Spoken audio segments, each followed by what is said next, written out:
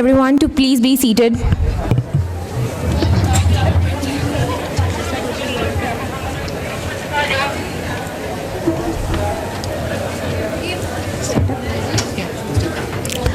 A very good afternoon to one and all, and today we are here for the most exciting event of NOSPlan, that is Scrap Up, which is also known as Best Out of West. Now let me introduce the jury for Scrap Up. It is Mr. Saroja Rao, a multi-talented personality, and Mr. Sagar Patekar. I request both of our judges to please come on the dais for felicitation. Mrs. Saroja Patekar, she's an expert teacher. She's also a faculty for hobby ideas. She's a director for her own institute, Sarang Arts. She's also taking classes in Mehndi, Rangoli, fabric painting, glass painting, etc. She has taken more than 3,000 workshops for overall Maharashtra children, women, and in many different colleges like DED and BED. More than 32,000 students learn different art forms from her. And she loves the subject of Best Out of West. She's also an actress, a Marathi TV actress, and a winner of many awards. Mr. Sagar Patekar, he has done his education in engineering but has his heart in the art. He has been a part of arts and craft.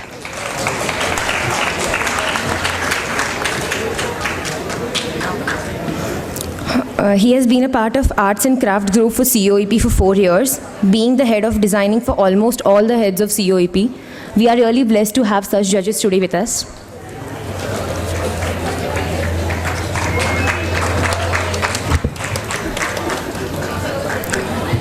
Thank you so much.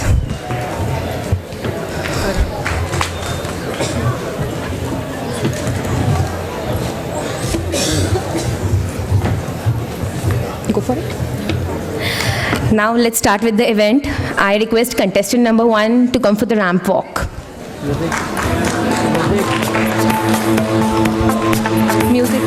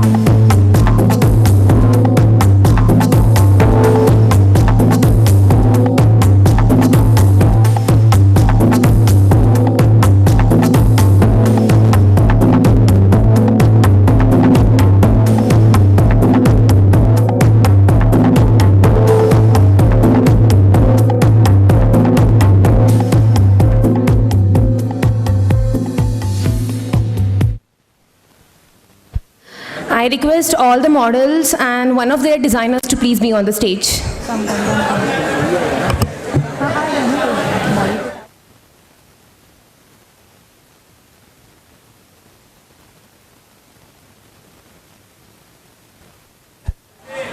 Please, all the models and their designers be on the stage. आ जाओ जल्दी।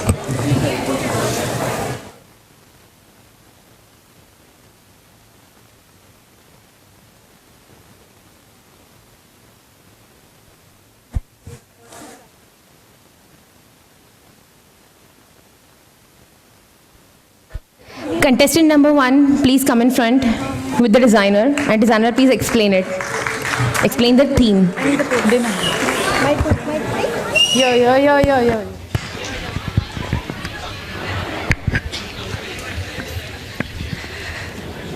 Welcome, ladies and gentlemen. Welcome to the city of cultures, Pune.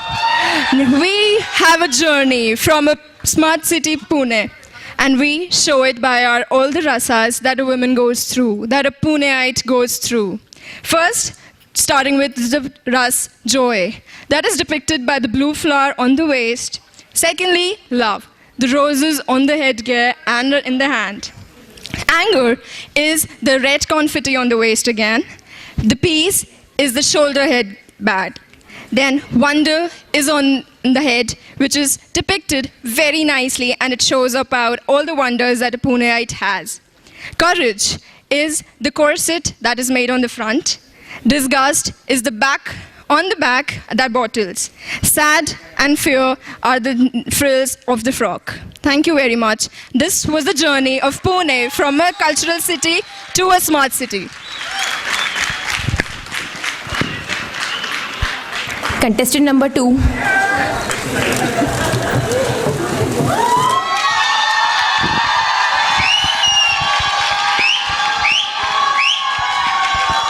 Good afternoon.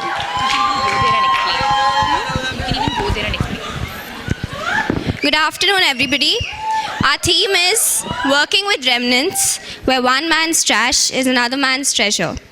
We worked with various waste materials, as you can see, newspapers.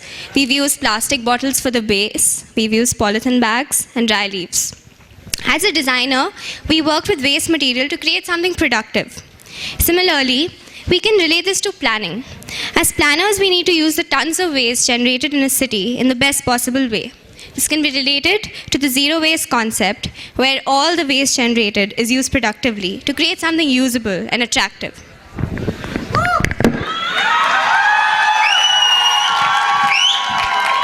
Contestant number 3.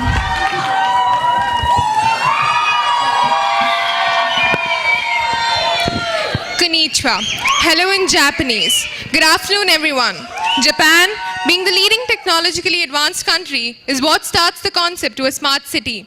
This is exactly what this week's theme is, right? Keeping the country in mind, and we pay the theme to the same. Let's go to explain the scrap, which we have thought about to make this theme successful.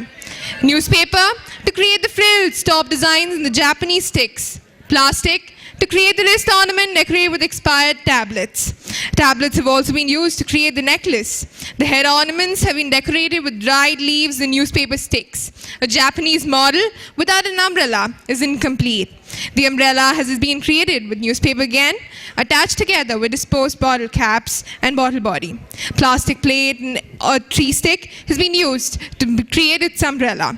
Facing on technology, we cannot forget the nature we pay tribute to. I hope that we portrayed brings out the same. Thank you. Contestant number 4. The explanation, Please do explain it in short. Good afternoon, ladies and gentlemen. Our design is quite predictable. We have taken fairy tale theme. We make a cage out of waste newspaper, corset out of polythene, and shining wings, and that magical stick out of magical shining papers. Thank you. Contestant number 5.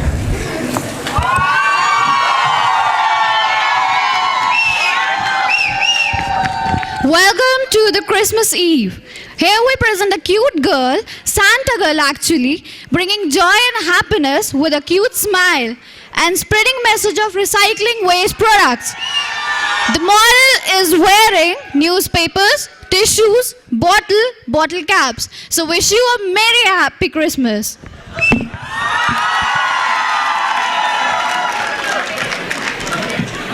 Contestant number 6.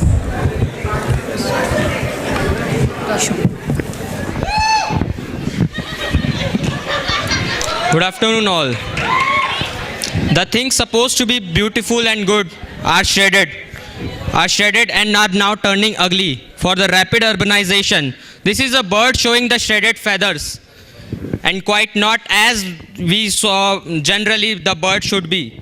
For quoting my event theme for the, I want to quote this 4 lines. इंसान घर में चैन से सो रहा है, पक्षी घर ना होने पर रो रहा है. Thank you. Again I want to quote.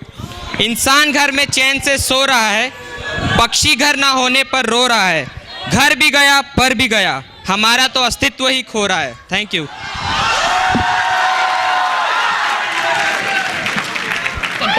Contestant 7th.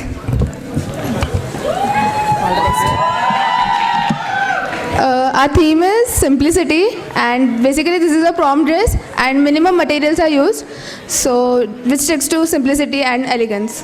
Thank you. Contestant number 8. Should I use this one? As already been mentioned, a planner's job is to use the waste at its best. We have tried to present Hawaiian Beach Festival in an Indo-Western style. Thank you.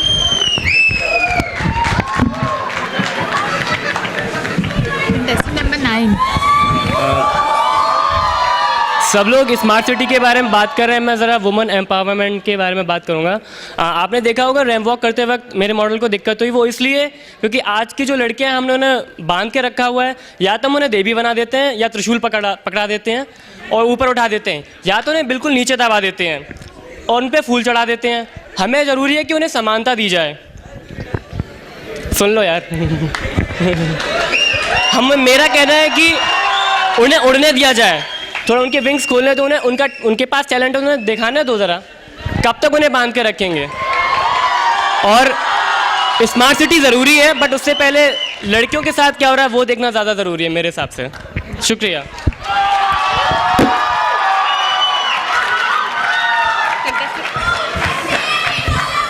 Contestant number 10. Good afternoon. Among all our planet, it's only our Earth where the God has provided us with all the requirements to live.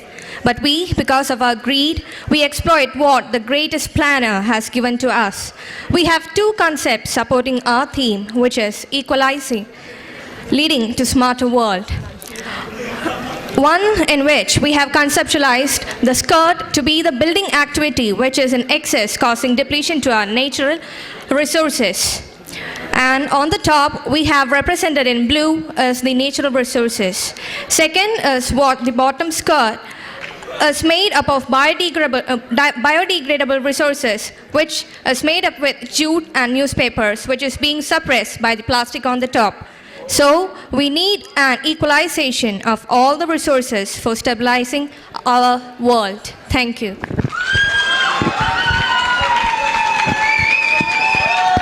Contestant number 11. Waheguru ji the Khalsa Waheguru ji Ki Fateh.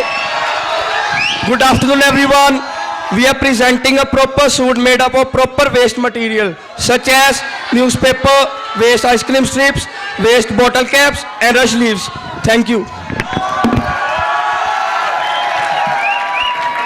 This marks the end of the event. I thank all the judges for their precious time, and the results will be announced later. I request everyone to please go for the lunch immediately and come back in the auditorium by 1 o'clock for the keynote lecture by Mr. Christopher Benenzer. Thank you so much.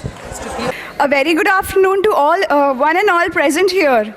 It is indeed a matter of great privilege to have amidst us Sir Christopher Charles Benninger as the guest of honor for today. I would like to request Dr. Raval to kindly felicitate Sir Benninger.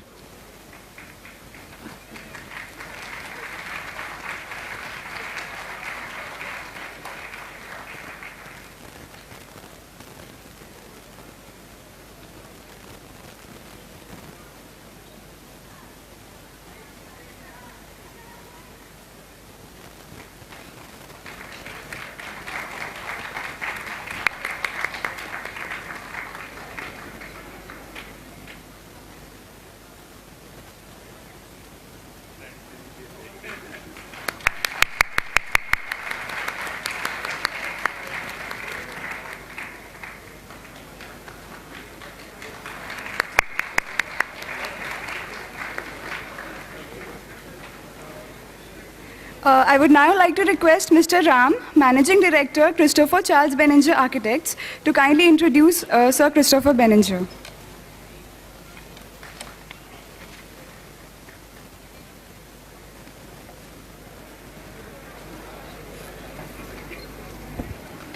Good afternoon. I would like to introduce Professor Christopher Benninger, who is amongst us today. He's a celebrated architect and urban planner in this country, living over here for the last 50 years. Formally, if I have to introduce him, Christopher Benninger studied urban planning at MIT and architecture at Harvard, where he later taught.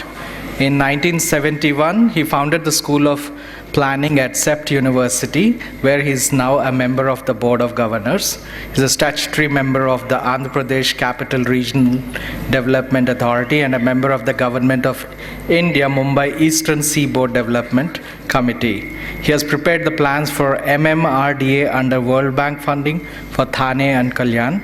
He prepared plans for 6 regional capitals in Sri Lanka and 3 in Bhutan. He prepared the capital plan for Bhutan and designed the new town in the eastern part of Bhutan. He has been engaged in urban planning in Indonesia, Malaysia, Nepal, under the United Nations. He wrote the Asian Development Bank's Urban Policy Paper and the theme paper for the 7th United Nations Commission on Human Settlements meeting. He is a fellow of the Institute of Town Planning, India, and a member of the American Planning Association and the World Society of Acoustics. Let me begin his talk, which I'll hand it over to him, by having a quote placed on the screen.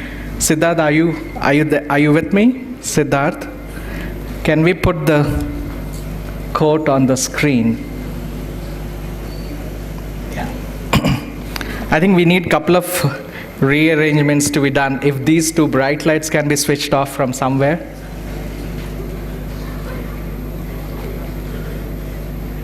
Yeah, that's good. And so the quote goes this way. Please listen very carefully. It has a lot of intricate meaning within its words. The plan for a city hides within its fabric a people's destiny. It tempers their laughter and lightens their sorrow. It gifts them their pride of a place, and it is their lean on eternity.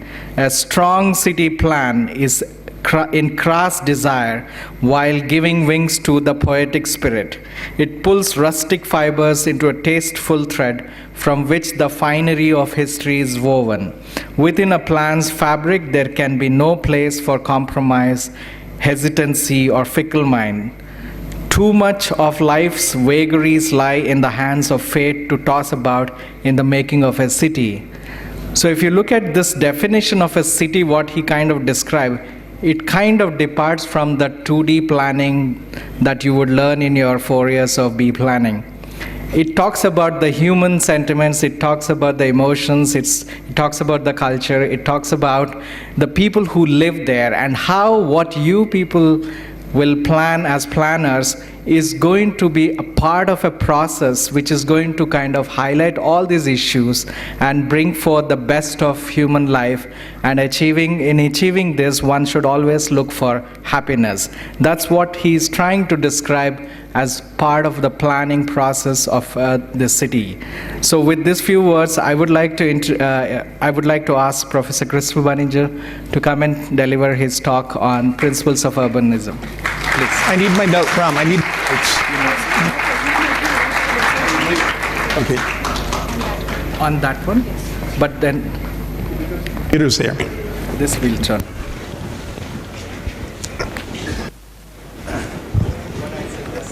I've got my computer here. Is it on? Be here. Yeah. Which is the button to push? Where's forward and backward? Okay. And I need my notes. So I'm happy to be here.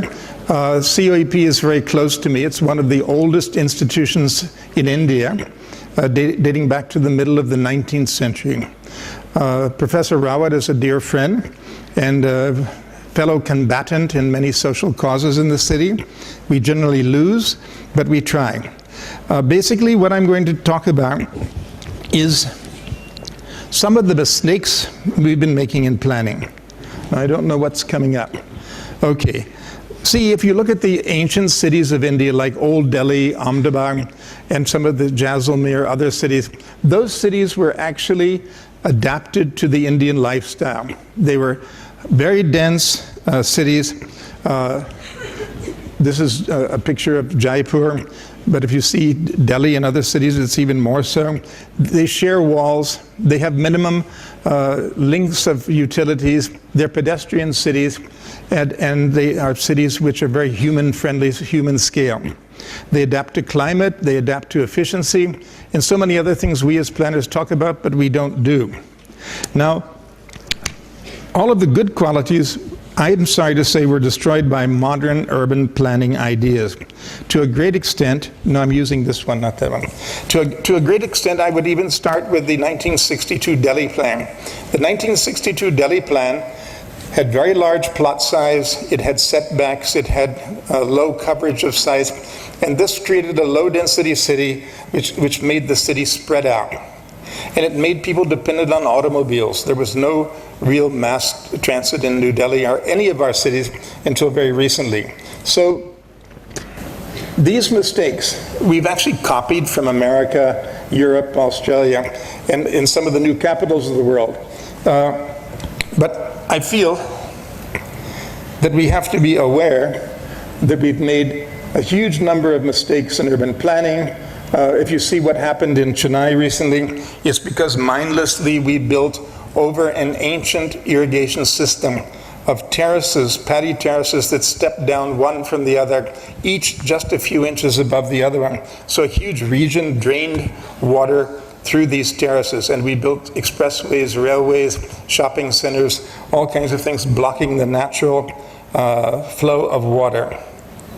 So the main point I'm trying to make is that India, once upon a time, had a very rational system of planning where all the walls of buildings were shared, which were pedestrian-oriented, very high density, energy-consuming kind of a structure.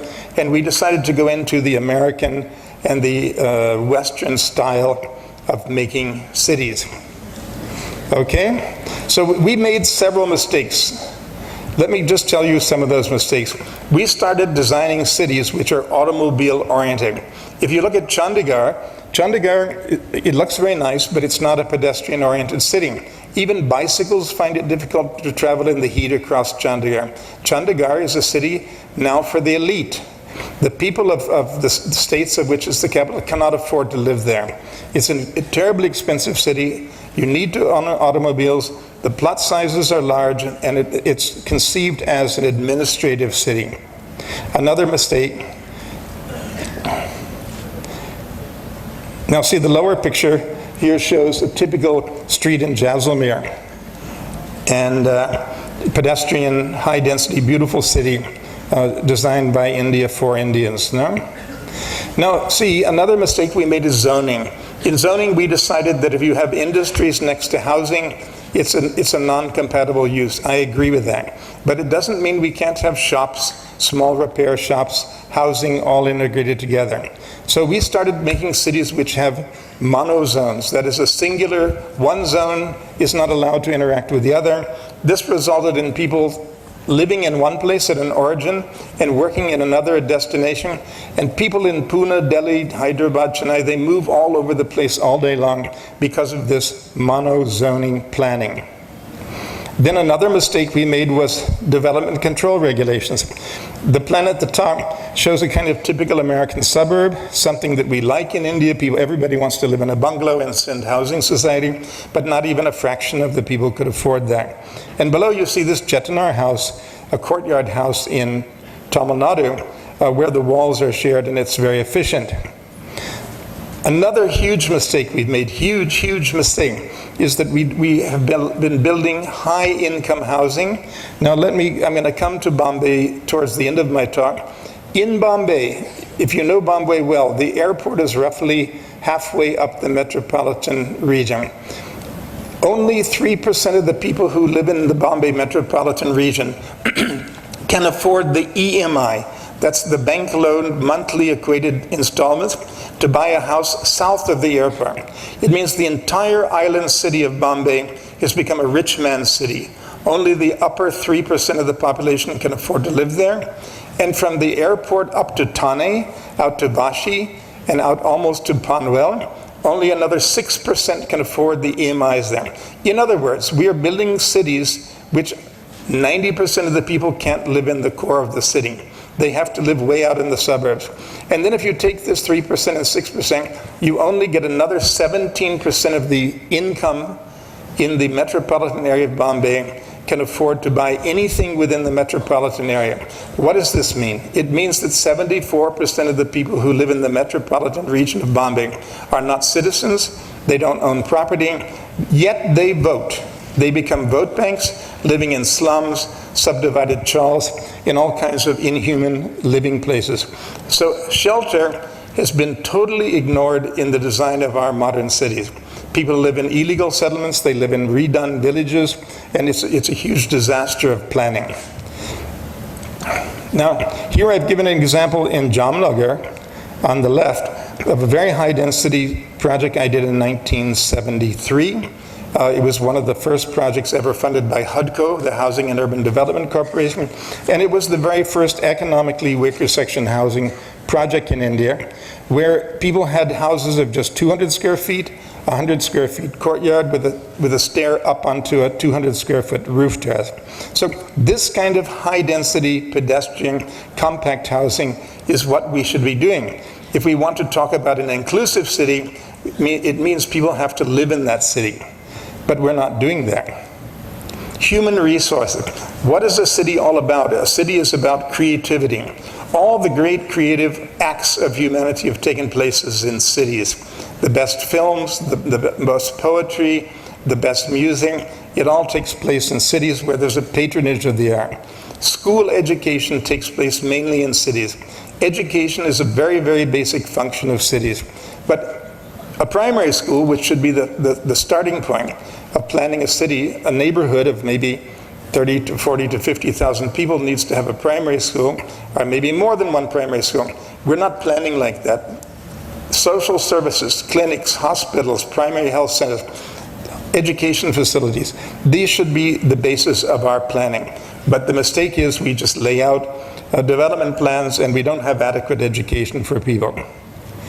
Now, forgotten functions. If you look at the Delhi plan, it has beautiful suburban housing layouts for the rich. It has little shopping centers like Khan Market.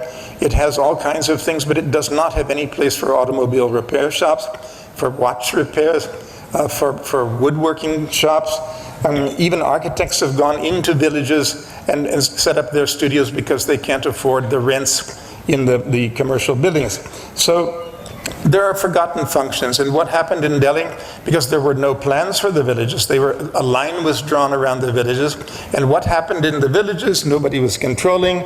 So all of your workshops, automobile repairs, fabrication, big tailoring shops, they went into these villages, which also started to be ground plus 5 floors, very dirty, very unsanitary. So there were forgotten functions in our city plans. And the seventh mistake, we forgot regionalism. Now Pune has something like 9 or more statutory cantonments, MIDC estates, Hinjawadi IT estate, Pimpri Chinchwad, Pune, and these different local bodies often don't act in sync with each other. So when we want to have a metro system or a bus system that links Pimpri Chinchwad with Pune, you have to get a negotiation between two local bodies, which may be run by different political parties, and it creates a mess. Actually, all of the milk, all of the vegetables, a lot of the human resources, they migrate in from the catchment area of the region into the city. This should be planned. So this regionalism is something we have to think about. In Bhutan, we did a very large regional plan. So I'm asking, let's not be ignorant. The city plans we're doing don't provide housing for 75% of the people. The transportation is automobile oriented. We have monofunctional zones. Basically, what we have been doing has been wrong. And why is it wrong? Because it excludes about 75% of the people in a democratic country. Now, to address this, about 15 years ago, I came up with something called the Principles of Intelligent Urbanism. And there are actually 10 principles. I use this diagram to illustrate it simply, but there are 10 principles. One of them is balance with nature. One of them is balance with tradition, a balance with appropriate technology, conviviality, human scale efficiency, opportunity matrix, balanced movement, regional integration, and institutional integrity. These are the 10 principles of intelligent urbanism, which I'm afraid was talked about much before smart cities. And I'm not too sure, even today, really what smart cities are. But I think as all planners, we should do our work with these principles as kind of a template against which we judge our own plans. Basically, balance with nature focuses on the distinction between utilizing resources and exploiting resources. If you're taking more water out of the ground every year through tube wells because your city doesn't have a good water supply system and the water table is going down, it means you're exploiting that system. If you put more water back in the ground and you maintain the ground level water supply, then you're actually just utilizing the water, you're not exploiting it. And there are so many examples. In Thimphu, where I did the capital plan, everybody wants to pave their entire plot and park cars all around the plot. This means the water from your plot drains into the next plot, which is also paved, and then it starts carrying silt down into the river. So the depth of the river becomes less deep because all the soil is getting washed down, and then the river has to be wider to carry the same amount of water, and it creates flooding and erosion along the edges. So balance with nature is extremely important. Balance with tradition is very important. We have one of the oldest academic buildings in the country next door, the COEP main building. It's built in the 1860s. We should respect these kind of buildings and make them center points in our plans. Then there's something called appropriate technology. When we did the Capitol complex in Bhutan, you can see these woodworkers. So we used local woodworkers, local stonemasons, local artists to make our entire complex. We did not use glass walls, steel, concrete. We used wood and stone and metal roofing. Below you can see the United World College of India, where we used all local basalt stone and we used tile roofs. Now, I think one of the most important principles, and when you look at your plans, you should ask yourself, are you creating what are called convivial environments? Are you creating public domains where an individual can go up on a hillside and be alone? I think in cities, it's getting more and more difficult to be alone. So we need spaces for solace or for meditation. We need spaces to develop friendships. It could be coffee shops, it could be a park where people sit and relax. And look at that middle picture on the left. What are those people doing at the table? It's called romance.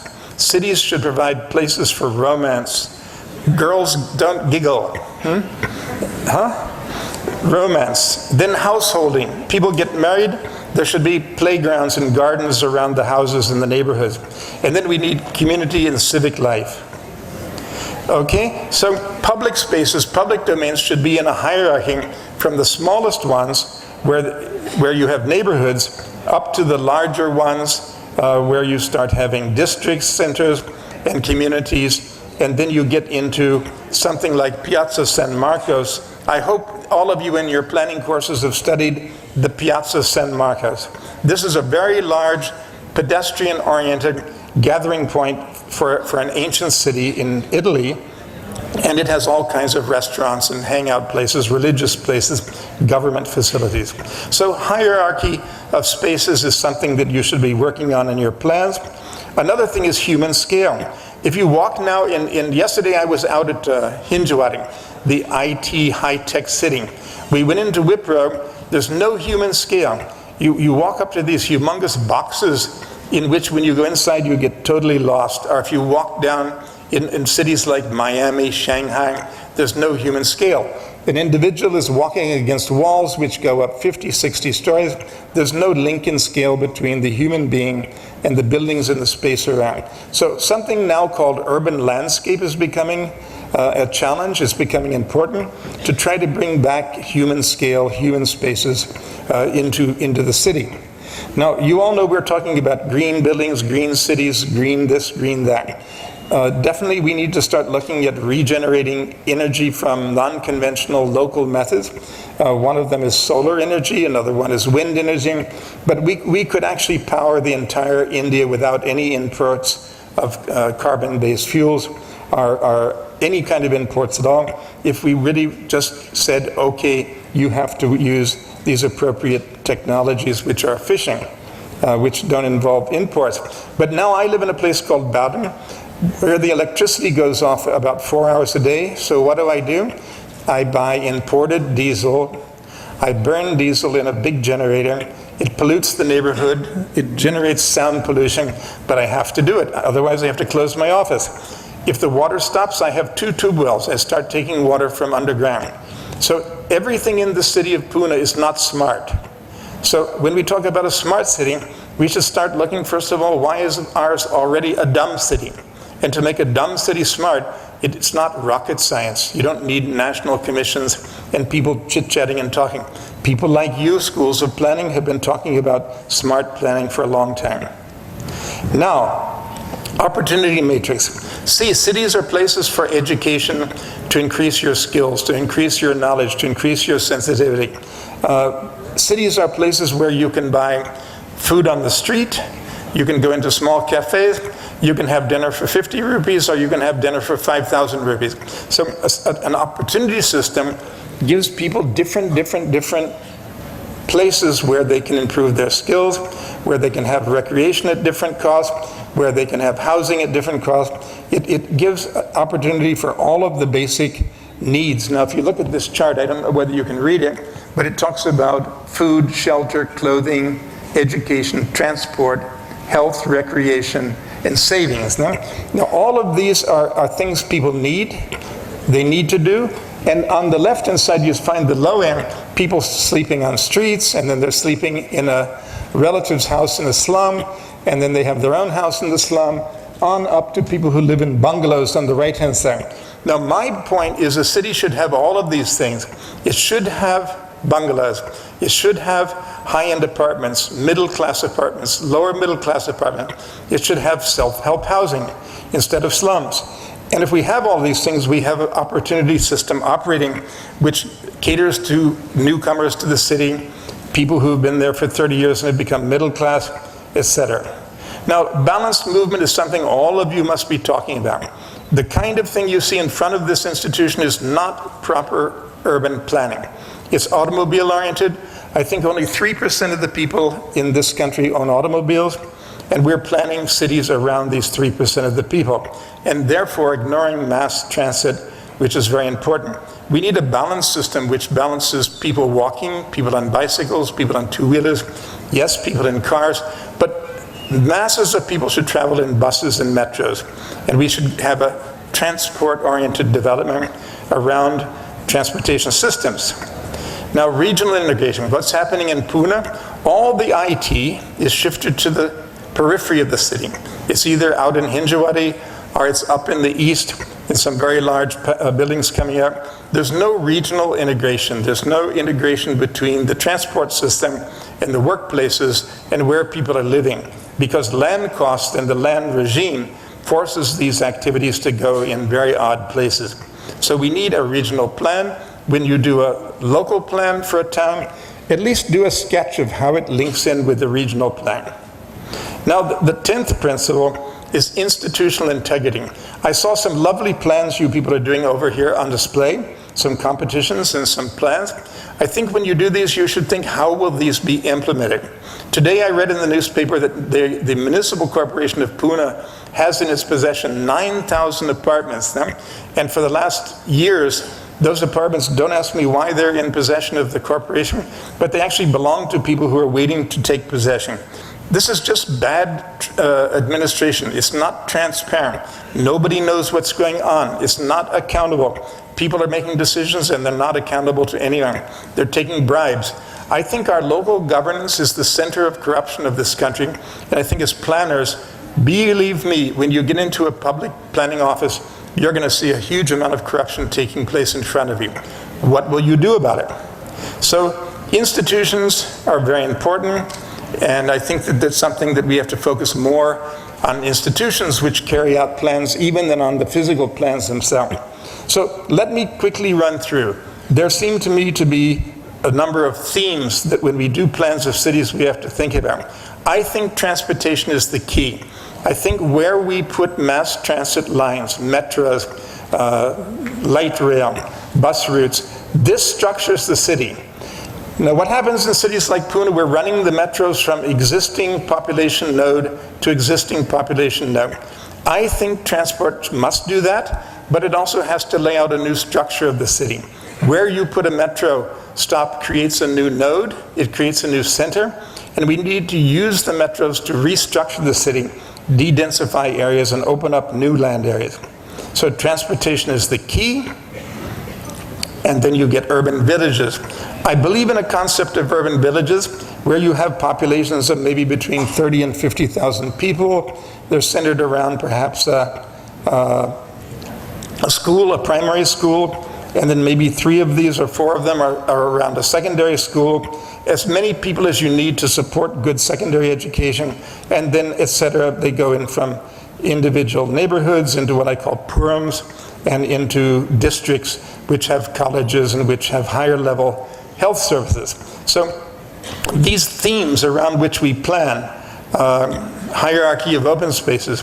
Now obviously a neighborhood has a playground for children and for old people to come out and sit in the afternoon and evening, or to do exercises in the morning. And then you have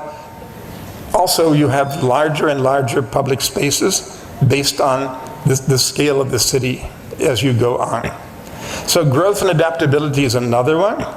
Your city should be able to grow from maybe smaller units, like we're planning a new capital of Andhra Pradesh. We will start with a few neighborhoods of maybe 50,000 people each and add them together and make urban villages, and add, say, 3 of those urban villages together and make something called a puram, and then these will grow into urban districts.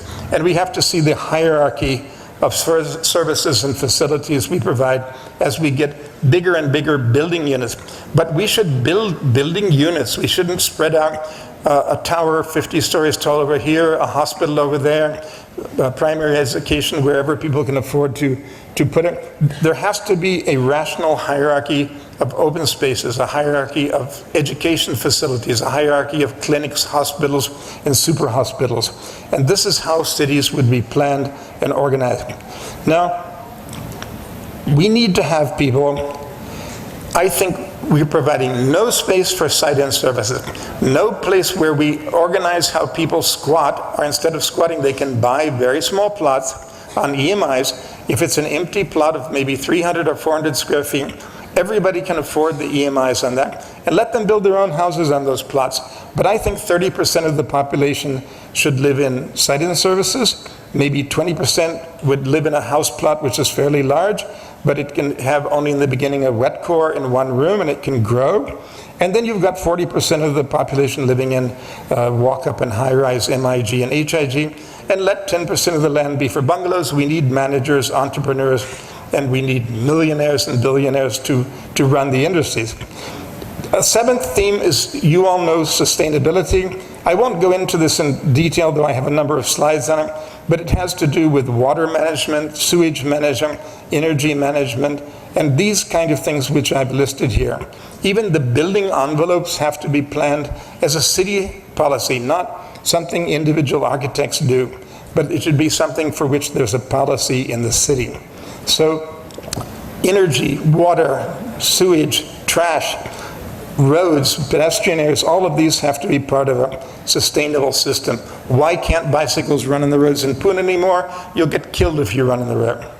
Building envelopes can generate electricity, like these two envelopes on the left, which are buildings I did. One of them is a 90-meter long photo generation wall. Now again, let me come back to this main point, the city as an opportunity system.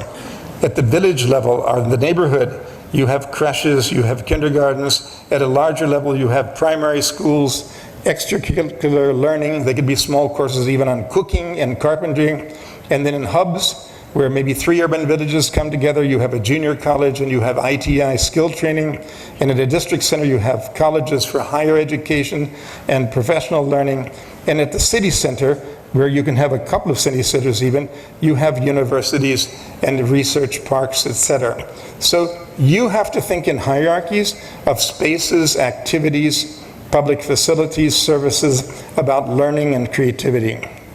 Now cities are self-evolving.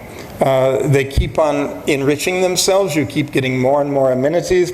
You keep getting more and more services. So cities are growing. Never think that you're planning a comprehensive, end-of-the-game plan. Think that you're planning something that will have infills, and which will grow, it will adapt, it will change. Some industries will die and new industries will come forward. What will happen when IT dies? Has anybody thought of that? We have so many IT parks all around Pune. What if China starts doing IT cheaper than India? What will happen? We have to retrain people into new sectors of the economy. We have to recycle the buildings. We have to think ahead. We may not always be the world's leading IT country. So opportunity systems is important. Now something else, I think every city needs to have iconic places. Like, okay, in Dhaka you have Louis Khan's Capitol Complex, and this gives a kind of a memory point. When we go to Delhi, we think of the Rajpath and we think of the Grand Vista, and that is a memory point for Delhi. Maybe Connaught Place, the circular center, is another memory point. We need to create memory points to help people orient where they are in a city, why they want to come back, and it identifies that city as a unique place. Think of Paris, you've never been there, but you'll think of the Eiffel Tower. Think of London, you'll think of the Big Ben clock tower at the Parliament building. So all of these cities have created a kind of a branding or some sort of identity through iconic spaces and structures that give a sense of identity and place. So these could also be sacred places like a large temple, mosque, or church, or it could be a region in the city, a kind of a district where you have all of these meditative religious structures coming together. So this theme, I think, is something you should put in your plans. Meditation and creativity. I want to repeat, all great creative acts have taken place in cities because cities give the security, the peace, they give learning opportunities for people to do creative things. If you're going to be a creative person, you will want to live in a city, but we also need to create gardens and parks and places to sit and think and read and just be by ourselves and be creative. And the last theme is regional balance. I just put a diagram of a region here, but we need to have a balance between people who are commuting into cities to work or to study, where our vegetables come from, where our milk is produced, where the raw materials come from, kapshi to build buildings. Look at the hills around Pune. Mindlessly, people are breaking down the hills and getting kapshi to build concrete buildings in the city, and they're creating a real mess. So, having said this, I wish you all the best in your studies. It's really exciting to think there are about 17 schools teaching bachelors of planning, and I don't know how many are teaching postgraduate. But when I came to India and started the School of Planning in Ahmedabad in 1971, before most of your parents were born, we had classes with only 12 students in maybe 5 schools of planning postgraduate courses. And now look what's happened. We have literally hundreds and hundreds of students studying planning. So best of luck, and thank you very much.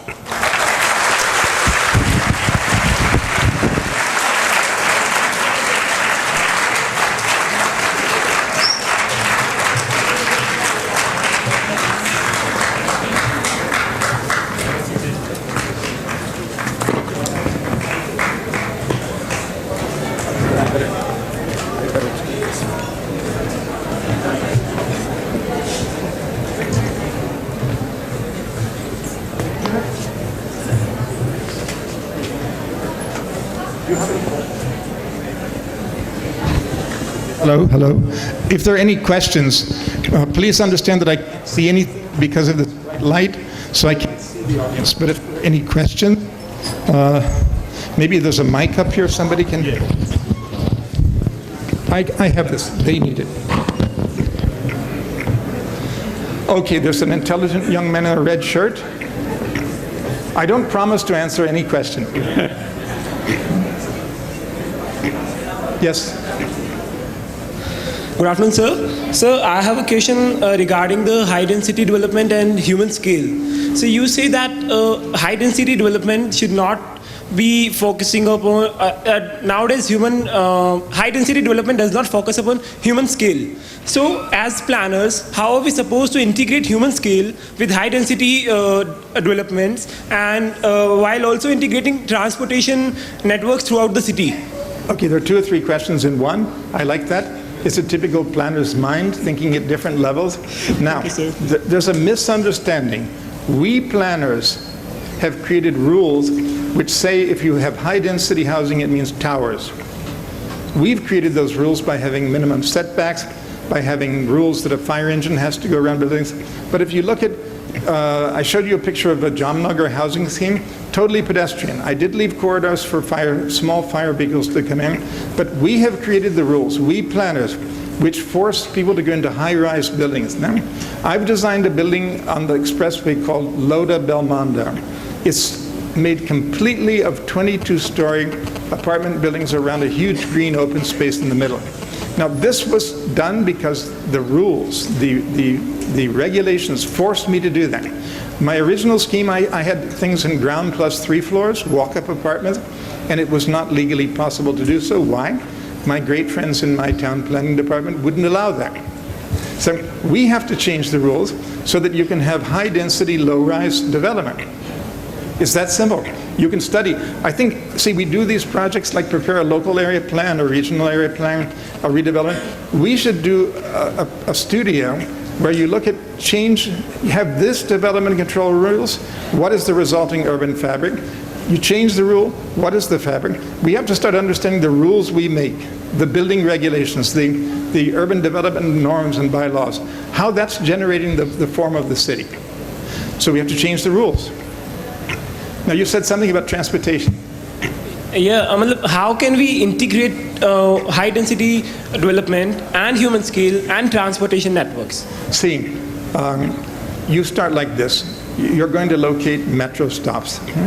Wherever you have a metro stop, you have to increase the allowable FSI for several reasons. One, you would also increase the land tax. So the local body should feed off of those areas and charge per square meter more tax than somebody who's 1 kilometer, 2 kilometers away from a metro. So first of all, you increase the FSI in those areas. Second of all, you increase the tax revenue generation, and you make these pedestrian areas. So when you get off of a metro, you're walking through lovely pedestrian courtyards and chokes and arcades to your house. Maybe you live in a high-density building, but you're walking to that along a lovely street of shops. So the transportation system itself should generate a revenue system for the city.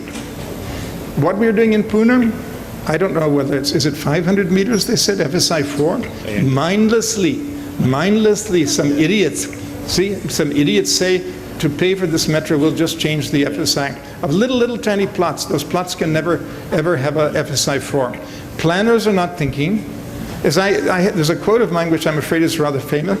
You can't have smart cities with dumb administrators. And I'm sorry to say, we have dumb administrators. They make these rules without thinking. So, for example, in Delhi, they have put transportation network, they have increased the FSI now. So if we increase the FSI and along the transportation routes, then again there will be high density development. Then while transition happens from high density development towards low density, there won't be any major transportation routes. No, you need what is called modal split. Modal split means you have a hierarchy of public transport. You have maybe metros and light rail along major corridors, and at those metro stops, you might have small bus routes linking up, and those loops go back into these less dense areas. No? And maybe they stop at places where you can park your bicycle and lock it. So maybe you walk or take a bicycle on a third type of modality. So we need to have an integrated system or fabric of different types of transport. If you're a young family or a bachelor, you want to live walking distance from the metro, you have a very small apartment, you pay more per square foot, but you don't need a big flat, so you can afford to have a studio apartment. And you walk to the metro and go to work. Or you work right there in that district center. But see, this is why you people have such a very challenging, exciting future. You have to lead the way. Our generation has failed in all these things. You have to study all these things. All his questions are very, very relevant questions. And I think it's what you should be doing in your laboratories, in your schools, in your spare time. Anybody else? Anybody.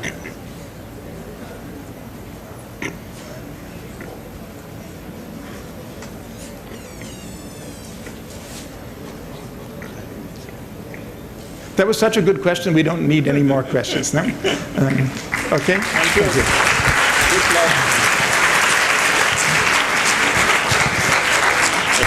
Okay. Thank you. Actually, it was very nice to come here and be with you. Yeah. Thank you. It is a privilege and great joy for me to extend a vote of thanks to Sir Christopher Benninger for his valuable time. The session was indeed a great learning experience for the budding planners, and it was great to hear from you, sir. We once again extend our heartfelt gratitude to you. Let's hear a big round of applause for Sir Benninger.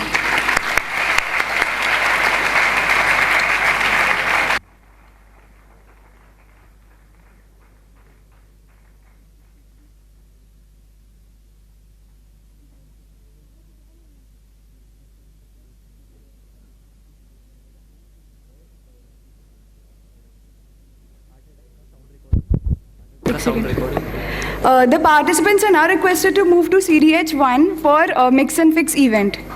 और heart attack का sound recording बाहर registration desk पे submit करो. Also, please submit the sound recording for heart attack outside the auditorium at the registration desk. Thank you.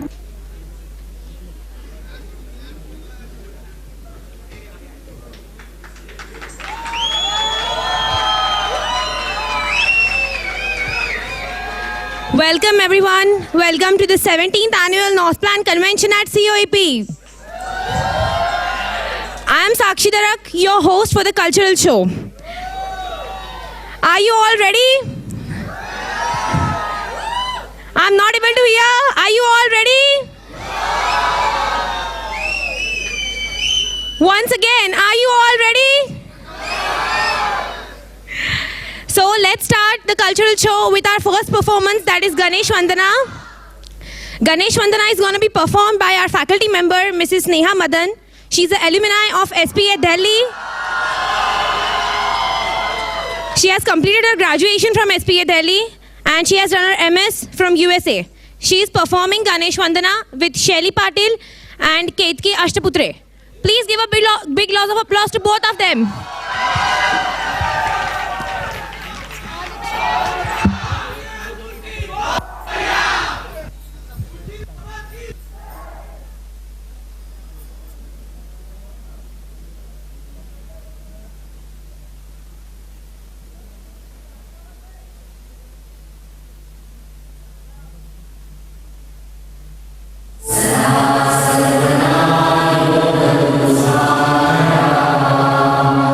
Say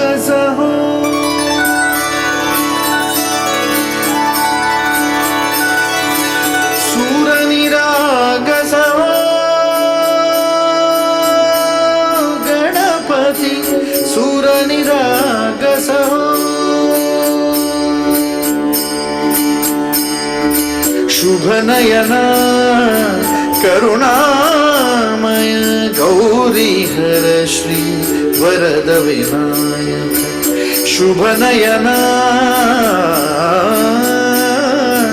करुणामय गौरी हर श्री वरद विनायक ओंकार गणपति ओंकार गणपति अधिपति सुखपति छंदपति गंधपति लीन निरंतर हो लीन निरंतर हो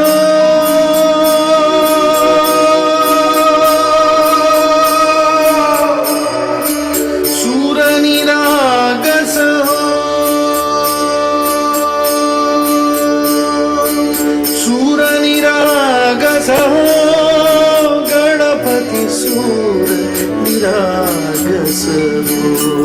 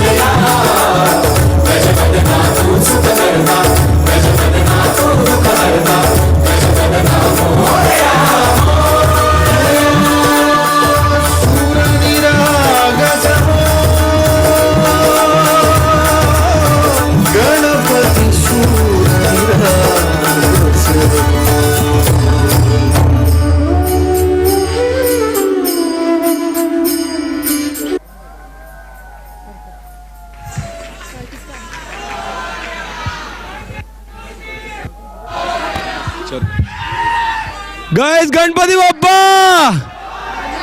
मंगल मूर्ति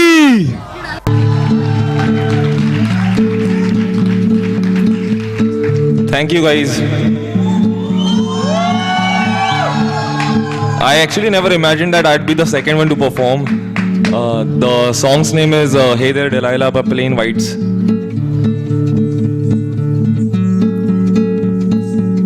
Hey there Delilah, what's it like in New York City? I'm 1,000 miles away, but girl, tonight you look so pretty, yes you do. Times Square can't shine as bright as you, I swear it's true. Hey there Delilah, don't you worry about the distance, I'm right there if you get lonely. Give this song to listen, close your eyes. Listen to my voice, it's my disguise, I'm by your side. Oh, it's what you do to me. Oh, it's what you do to me. Oh, it's what you do to me. Oh, it's what you do to me. Hey there Delilah, I've got so much left to say. If every simple song I wrote to you will take your breath away, I write it all. Even though in love with me you fall, we'll have it all. Hey there Delilah, don't know times are getting hard, but just believe me girl, someday I'll pay bills with this guitar, we'll have it good. We'll have the life we knew we would, my word is good. Oh, it's what you do to me. Oh, it's what you do to me. Oh, it's what you do to me. Oh, it's what you do to me. 1,000 miles seems pretty far. They've got planes and trains and cars. I walk to you if I had no other way. Our friends and all make fun of us, and we'll just laugh along because we know that none of ever felt this way. Delilah, I can promise you by the time we get through, oh, we'll never ever be the same, and you're the babe. Hey there Delilah, you be good and don't you miss me. 2 more years and you'll be done with school, and I'll be making history like I do. now it's all because of you. We can do whatever we want to. Hey there, Delilah, here's to you. This one's for you. Oh, it's what you do to me. Oh, it's what you do to me. Oh, it's what you do to me. Oh, it's what you do to me. What you do to me. Oh, whoa,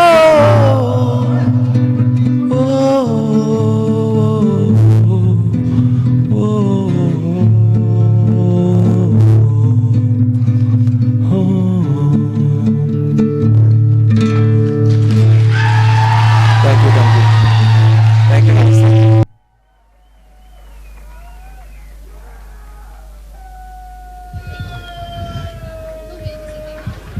Could we hear some more hooting?